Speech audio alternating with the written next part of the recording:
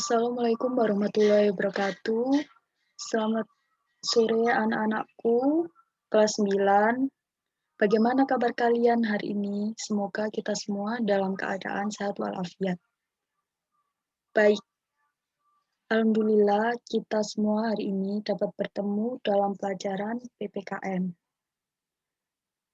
Sebelum kita memulai pelajaran kita hari ini, marilah kita membaca doa sesuai dengan agama dan kepercayaannya masing-masing. Berdoa mulai.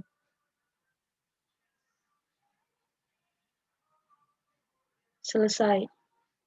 Baik, perkenalkan nama Ibu adalah Septiana Putriastari. Kalian bisa manggil Ibu, yaitu Bu Septi. Hari ini kita akan membahas tentang materi pembukaan Undang-Undang Dasar Negara Republik Indonesia tahun 1945. Sebelum kita melanjutkan materi kita hari ini, tentu saja kalian sudah mengetahui isi dari pembukaan Undang-Undang Dasar tersebut.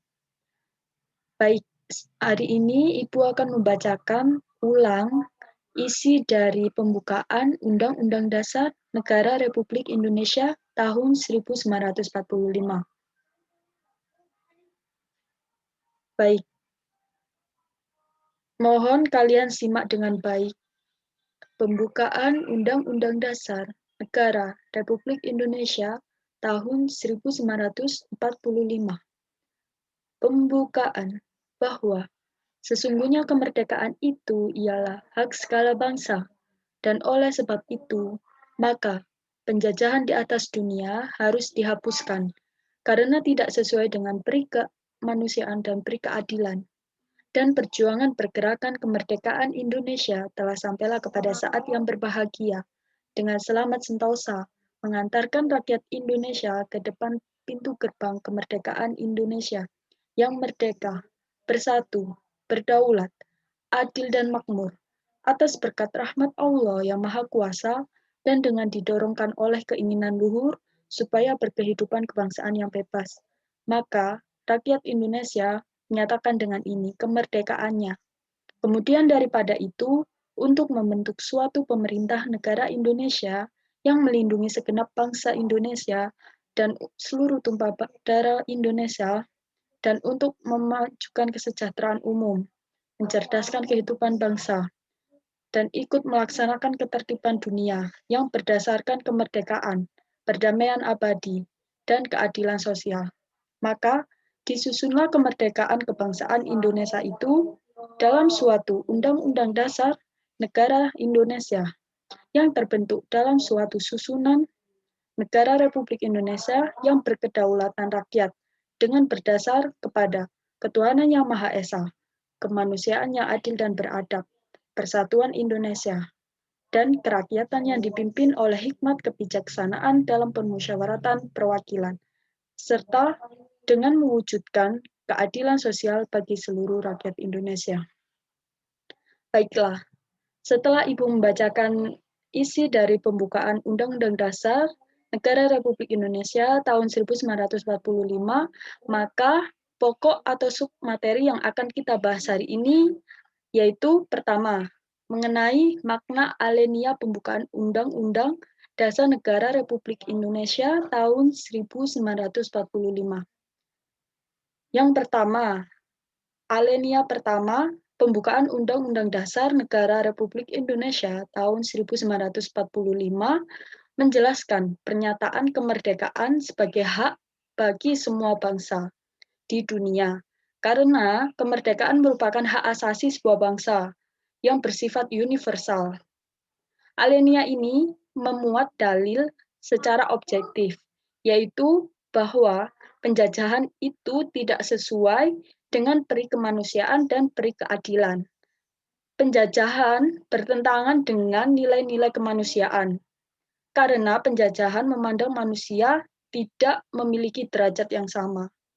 Jika kita mengingat masa lalu, saat negara kita dijajah oleh para penjajah, seperti dari Belanda maupun Jepang, mereka tidak memiliki sifat yang berperi kemanusiaan, dan mereka tidak memandang derajat yang sama. Manusia memiliki derajat yang sama.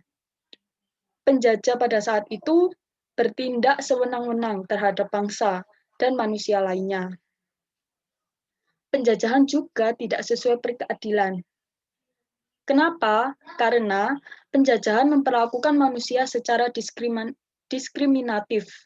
Manusia diperlakukan secara tidak adil, seperti perampasan kekayaan alam, penyiksaan, serta adanya perbedaan hak dan kewajiban. Selain secara objektif tadi, terdapat juga dalil yang menjadi alasan bahwa bangsa Indonesia melakukan hal tersebut atau melakukan suatu pembelaan untuk berjuang memperoleh dan mempertahankan kemerdekaan. Selain itu, juga membantu perjuangan bangsa lain yang masih terjajah untuk memperoleh kemerdekaan. Pernyataan ini diakui secara objektif karena bangsa-bangsa yang beradab di dunia. Alinea pertama ini juga mengandung dalil subjektif, yaitu aspirasi bangsa Indonesia untuk melepaskan diri dari penjajahan. Selanjutnya, alinea kedua. Alinea kedua menunjukkan ketepatan dan ketajaman penilaian bangsa Indonesia, bahwa perjuangan bangsa Indonesia telah mencapai tingkat yang menentukan. Momentum yang telah dicapai harus dimanfaatkan untuk menyatakan kemerdekaan. Kemerdekaan sendiri harus diisi dengan mewujudkan negara Indonesia yang merdeka, bersatu, berdaulat, adil, dan makmur. Alinea kedua ini menjelaskan bahwa kemerdekaan sebagai cita-cita bangsa ini telah sampai pada saat yang menentukan perjuangan bangsa Indonesia dalam merebut kemerdekaan.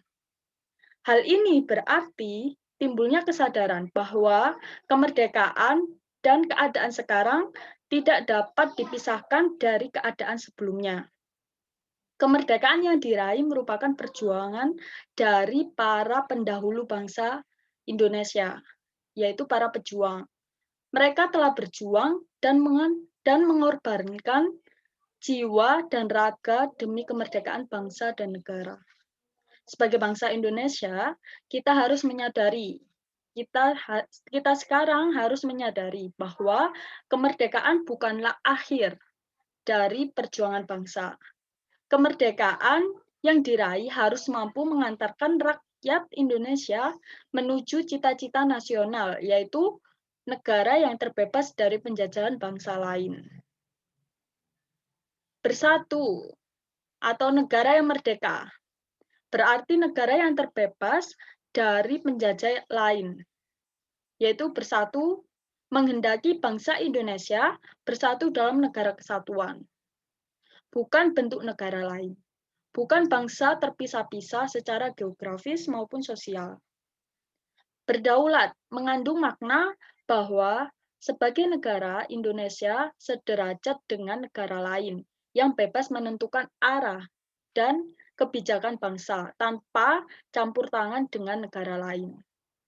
Selanjutnya, adil. Kata adil menjelaskan bahwa negara Indonesia menegakkan keadilan bagi warga negaranya. Keadilan berarti adanya keseimbangan antara hak dan kewajiban warga negara, dilandasi oleh prinsip keadilan. Negara Indonesia hendak mewujudkan keadilan dalam berbagai kehidupan secara politik, ekonomi, sosial, budaya, dan mempertahankan keamanan. Selanjutnya, makna makmur. Makna makmur sendiri menghendaki negara mewujudkan kemakmuran dan kesejahteraan bagi warga negaranya. Kemakmuran tidak saja secara material, melainkan juga mencakup kemakmuran secara spiritual atau kebahagiaan batiniah. Kemakmuran yang diwujudkan bukan kemakmuran untuk perorangan, melainkan untuk kemakmuran bagi seluruh lapisan masyarakat. Dengan demikian, prinsip keadilan, kekeluargaan, dan persatuan melandasi perwujudan kemakmuran warga negara. Inilah cita-cita nasional yang ingin dicapai oleh bangsa Indonesia dengan membentuk negara. Kemerdekaan bukanlah akhir dari perjuangan bangsa, namun harus diisi dengan perjuangan mengisi kemerdekaan dengan mewujudkan cita-cita nasional seperti yang telah Ibu sebutkan tadi. Selanjutnya, alinea ketiga menjelaskan bahwa kemerdekaan yang dicapai oleh bangsa Indonesia adalah rahmat dan anugerah Tuhan Yang Maha Kuasa. Hal ini merupakan motivasi spiritual, perwujudan sikap dan keyakinan bangsa Indonesia terhadap Tuhan Yang Maha Esa. Melalui alinea ketiga ini, bangsa Indonesia menyadari bahwa tanpa rahmat Tuhan Yang Maha Kuasa, maka bangsa Indonesia tidak akan merdeka. Kemerdekaan yang dicapai tidak semata-mata hasil jeripaya perjuangan bangsa Indonesia, tetapi juga atas campur tangan dari kuasa, yaitu Tuhan Yang Maha Esa. Alinea ketiga ini memuat motivasi real dan material, yaitu keinginan luhur bangsa supaya berkehidupan yang bebas. Kemerdekaan merupakan keinginan dan tekad seluruh bangsa berkehidupan yang bebas, yaitu Indonesia untuk menjadi bangsa yang bebas dan merdeka, bebas dari segala bentuk penjajahan, bebas dari penindasan, dan bebas menentukan nasib sendiri. Niat yang luhur ini menjadi pendorong bangsa Indonesia untuk terus berjuang melawan penjajahan dan meraih kemerdekaan. Rasa syukur bangsa Indonesia atas karunia-Nya dan keyakinannya akan kekuasaan Tuhan Yang Maha Esa dalam memperoleh kemerdekaan menjadi kekuatan yang menggerakkan bangsa Indonesia.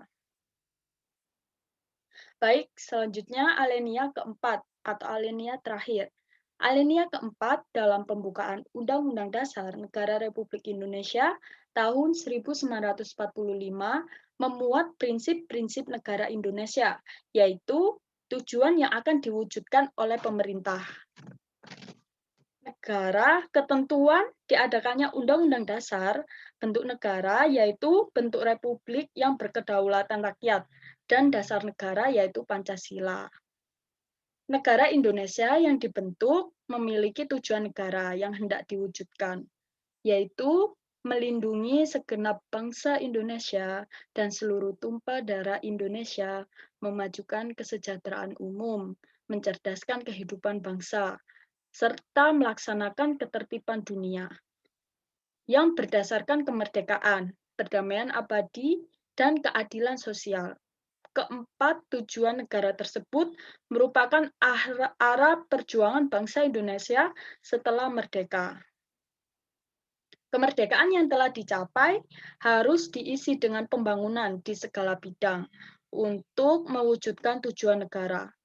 Dengan demikian, secara bertahap, terwujud cita-cita nasional yaitu negara yang bersatu, berdaulat, adil, dan makmur.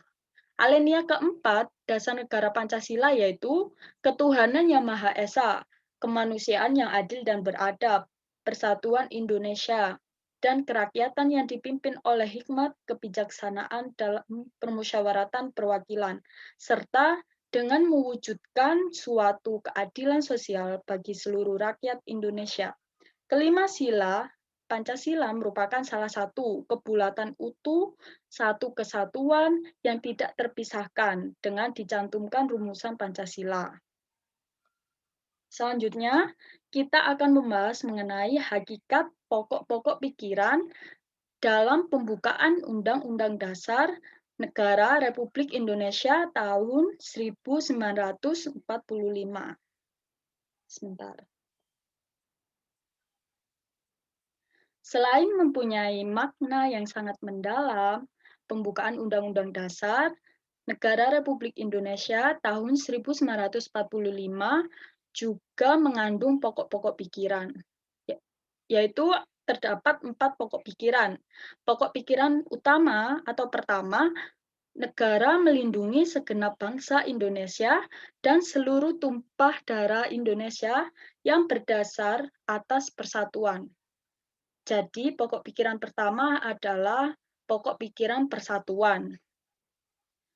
Pokok pikiran ini menegaskan bahwa dalam pembukaan Undang-Undang Dasar Negara Republik Indonesia tahun 1945 diterima aliran negara persatuan, negara yang melindungi dan meliputi segenap bangsa dan seluruh wilayahnya. Dengan demikian, negara mengatasi segala macam paham golongan dan paham individualistik. Selanjutnya, pokok pikiran kedua, yaitu negara hendak mewujudkan keadilan sosial bagi seluruh rakyat Indonesia. Pokok pikiran ini yaitu pokok pikiran keadilan sosial. Pokok pikiran ini menempatkan suatu tujuan atau cita-cita yang ingin dicapai dalam pembukaan Undang-Undang Dasar Negara Republik Indonesia tahun 1945, serta merupakan suatu kausa finalis atau sebab tujuan. Dengan demikian, penyelenggara negara dapat menentukan jalan serta aturan yang harus dilaksanakan menurut Undang-Undang Dasar untuk mencapai tujuan memajukan kesejahteraan umum yang berkeadilan. Pokok pikiran kedua ini hendak mewujudkan keadilan sosial yang didasarkan pada kesadaran bahwa manusia memiliki hak dan kewajiban dalam kehidupan masyarakat.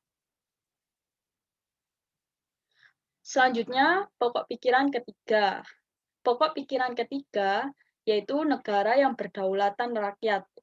Negara yang berkedaulatan rakyat berdasarkan atas kerakyatan dan permusyawaratan atau perwakilan. Pokok pikiran ini disebut dengan pokok pikiran kedaulatan rakyat. Pokok pikiran ini mengandung konsekuensi logis bahwa sistem negara yang terbentuk dalam Undang-Undang Dasar harus berdasarkan atas kedaulatan rakyat dan permusyawaratan atau perwakilan. Pokok pikiran ini sesuai dengan sifat masyarakat Indonesia yang selalu mengedepankan asas-asas musyawarah untuk mufakat dalam menyelesaikan suatu persoalan. Pokok pikiran ketiga ini merupakan pokok pikiran kedaulatan rakyat yang menyatakan bahwa kedaulatan berada di tangan rakyat dan dilaksanakan menurut Undang-Undang Dasar. Dan yang terakhir, pokok pikiran keempat. Pokok pikiran keempat yaitu negara berdasarkan atas ketuhanan yang Maha Esa. Menurut dasar kemanusiaan yang adil dan beradab, pokok pikiran ini disebut juga pokok pikiran keutuhan.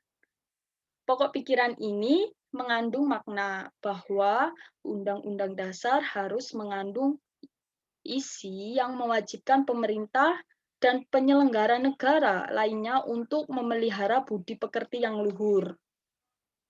Hal ini menegaskan bahwa pokok pikiran ketuhanan mengandung pengertian takwa kepada Tuhan Yang Maha Esa menurut dasar kemanusiaan yang adil dan beradab dengan menjunjung tinggi harkat dan martabat manusia atau nilai kemanusiaan yang luhur.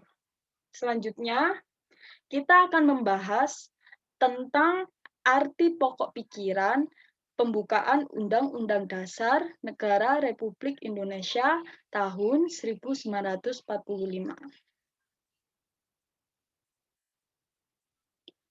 Semangat pembukaan dan pasal-pasal Undang-Undang Dasar Negara Republik Indonesia tahun 1945 pada hakikatnya merupakan satu rangkaian kesatuan yang tidak dapat dipisahkan. Pokok-pokok pikiran pembukaan Undang-Undang Dasar Negara Republik Indonesia tahun 1945 juga memiliki arti penting dalam konteks hukum dasar. Seperti yang telah kita ketahui, Di samping Undang-Undang Dasar, masih terdapat hukum dasar yang tidak tertulis, yang juga merupakan sumber hukum, yaitu aturan dasar yang timbul dan terpelihara dalam praktik penyelenggaraan negara. Aturan dasar tersebut yang disebut konvensi atau kebiasaan ketatanegaraan sebagai pelengkap dalam Undang-Undang Dasar. Aturan dasar dalam pasal-pasal Undang-Undang Dasar Negara Republik Indonesia tahun 1945 merupakan perwujudan dari pokok-pokok pikiran yang terkandung dalam pembukaan Undang-Undang Dasar Negara Republik Indonesia tahun 1945, yang tidak lain adalah nilai-nilai Pancasila.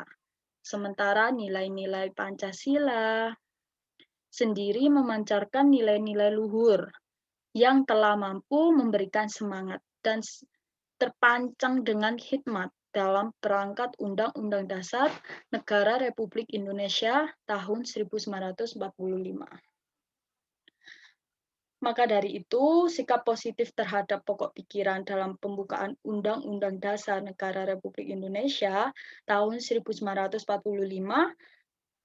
dapat termuat dalam Undang-Undang Dasar Negara Republik Indonesia tahun 1945 mengenai aturan pokok yang diperlukan bagi negara dan pemerintah serta dasar falsafah dan pandangan hidup bangsa.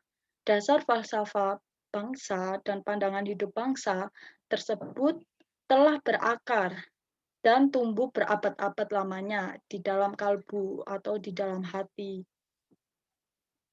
melalui sejarah bangsa Indonesia. Jadi, setiap orang harus memahami arti dari setiap pokok pikiran yang ada dalam Undang-Undang Dasar Negara Republik Indonesia tahun 1945. Sudah jadi tugas kita bersama, termasuk kalian sebagai pelajar, sekaligus generasi penerus perjuangan bangsa.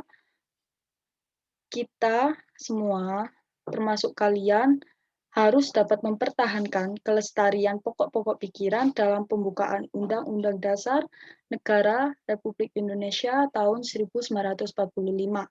Dengan demikian, pokok pikiran pembukaan Undang-Undang Dasar Negara Republik Indonesia tahun 1945 tidak hanya sekedar jadi rangkaian kata-kata luhur tanpa menjadi pegangan hidup dalam kehidupan bermasyarakat, berbangsa, dan bernegara.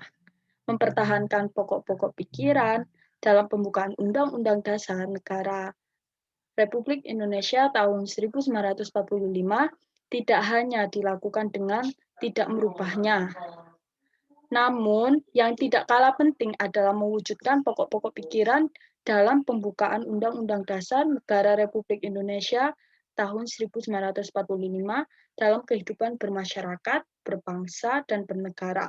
Setiap lembaga negara, lembaga masyarakat, dan warga negara wajib memperjuangkan pokok-pokok pikiran tersebut menjadi kenyataan. Jadi, tugas kalian sebagai siswa harus tetap dapat mempertahankan kemerdekaan ini. Salah satunya dengan mengharumkan nama bangsa. Bisa melalui prestasi-prestasi yang kalian dapatkan dari akademik maupun non-akademik. Itu semua dapat menjadi salah satu contoh positif di mana kalian menghargai jasa para pahlawan. Tidak lupa juga kalian juga tidak boleh melakukan hal yang dapat mencoret atau hal yang dapat mencoreng nama bangsa kita. Maka dari itu, Ibu harap kalian dapat melakukan hal positif, yaitu memanfaatkan teknologi yang semakin canggih dan semakin interaktif saat ini. Kalian tidak apa-apa menggunakan teknologi. Seperti salah satunya kalian kan pasti senang bermain game. Itu tidak apa-apa. Tetapi kalian tidak boleh melupakan waktu, di mana waktu kalian yang harus digunakan untuk belajar, digunakan untuk membantu orang tua salah satunya, maupun digunakan untuk mengkreasikan semua kreativitas yang kalian miliki dari hobi kalian masing-masing. Ya, sekian dari materi kita hari ini. Kurang lebihnya, Ibu mohon maaf apabila ada perkataan yang salah atau kurang tepat. Terima kasih. Wassalamualaikum warahmatullahi wabarakatuh.